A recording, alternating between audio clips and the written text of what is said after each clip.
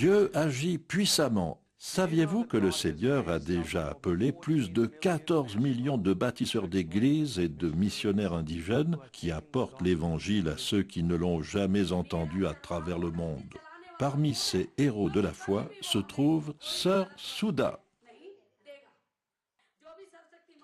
Cette femme remarquable travaille actuellement avec Ampar au nord de l'Inde, dans la banlieue de New Delhi.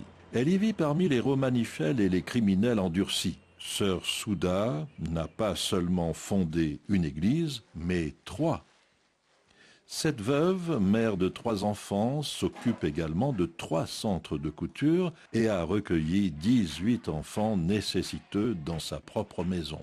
Si l'on passe une journée avec elle, on ne peut s'empêcher d'être stimulé par son engagement, son sacrifice et sa passion pour Jésus. Ma journée commence à 5 heures du matin. Les enfants prient, prennent un bain et de l'exercice et le petit déjeuner avant de partir à l'école à 7h30. Et moi, je pars m'occuper de l'un des centres de couture.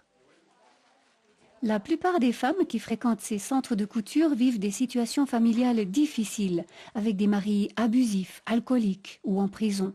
Beaucoup d'entre elles sont devenues chrétiennes pendant leur formation, et en devenant couturières, elles acquièrent les moyens de subvenir aux besoins de leurs enfants. Je fais de la couture à la maison et ainsi j'aide ma famille. Sœur Souda est un exemple pour moi. Grâce à elle, mes parents et moi allons à l'église chaque dimanche. Après les cours, je visite des personnes chez elles pour leur parler de l'évangile et prier pour les malades.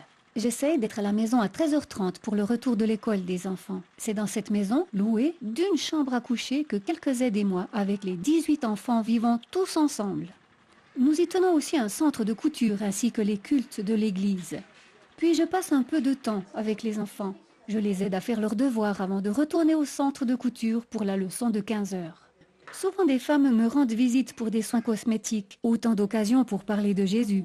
Ensuite, je prends le temps d'enseigner la Bible aux enfants. Avant leur arrivée dans cette maison, ils ne connaissaient pas Jésus. Maintenant, ils vivent une vie totalement transformée et ont mémorisé beaucoup de versets bibliques. Nous mangeons vers 20h, puis nous jouons ou faisons un peu d'exercice physique avant le coucher des enfants. À 22h, ils dorment tous. Puis, c'est le moment de planifier le jour suivant. Je souffre de plusieurs maux. J'ai des problèmes d'arthrite, de foie, des calculs biliaires, une grosseur dans le dos, un taux de sucre très bas. Et en plus, la famille de mon défunt mari m'a enlevé 2 de mes enfants pour me forcer à quitter la foi et retourner vivre chez eux. Ils détestent que je serve Jésus. Des plaintes pour meurtre ont été déposées contre moi au tribunal. La plupart des gens se moquent de moi quand je leur distribue des tracts. Ils disent que je reçois de l'argent lorsque des personnes deviennent chrétiennes.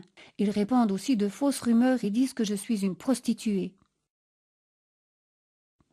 Malgré tout cela, Dieu est en train de faire une œuvre extraordinaire. Beaucoup de personnes sont guéries et viennent à Christ.